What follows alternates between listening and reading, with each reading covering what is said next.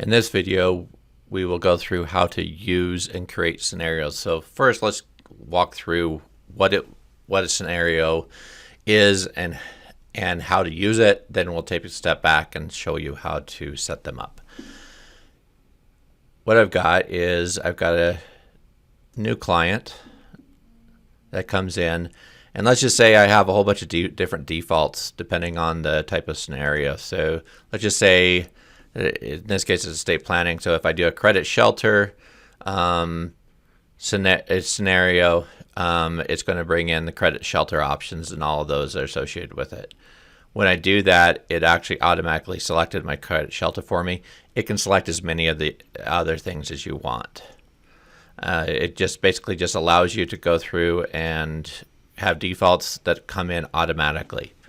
And then you can go through and create your documents and add people and things as you need to. So, yeah, under scenarios, I have another app that I create, and in this scenario, I could go through and create a new one. And I've got a name, so I'll just say test. And I've kept it simple. And then I just click finish, and then it will go through and create it, and then I can actually come back in here. I can see it and use it. Okay, so now let's go through how to create a scenario and the steps to do that.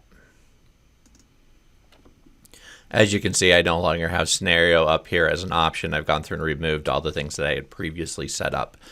The first step to this is we need to create a catalog called scenarios. And I'm just going to go through, say click add new catalog. And I have two options here. One, I can actually reference estate planning, which is what I'm going to do here.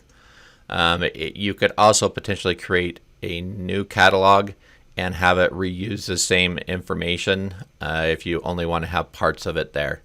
And I'm just going to go ahead and say OK. Now I've got scenarios created. You'll see in the designer there isn't one called scenarios because it's pointing to estate plan again. Now in the apps, I've actually pre-created this, but I created one that was called scenario app. And what I did is I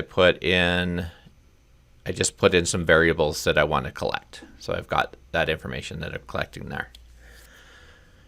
And so the next step is I come down here, click add a new element, and this does require you to have the Plus or Pro license to have queries. And I'll put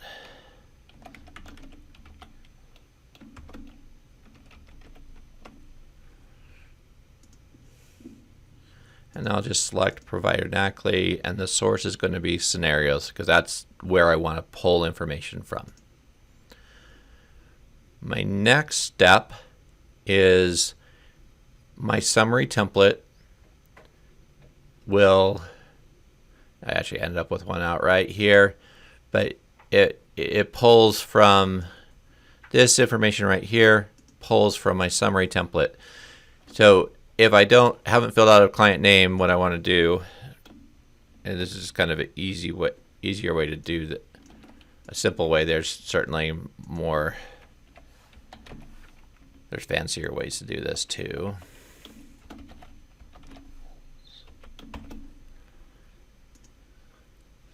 And then I'll drag scenario name up there. Put end if. Okay, if I do a refresh, I'll see scenarios up here.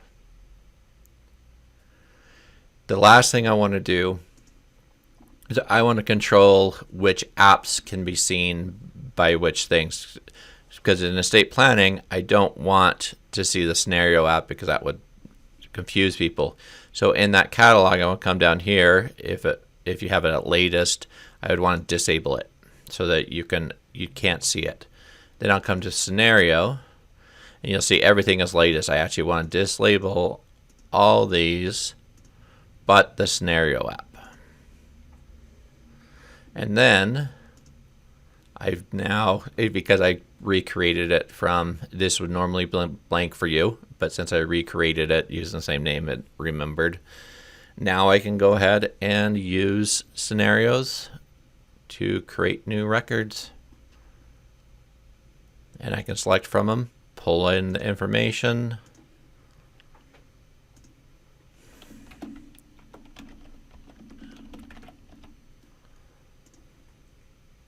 And it clicked outright, and like I said before, you can have it select as many of these as you need, and it just makes creating documents a lot faster.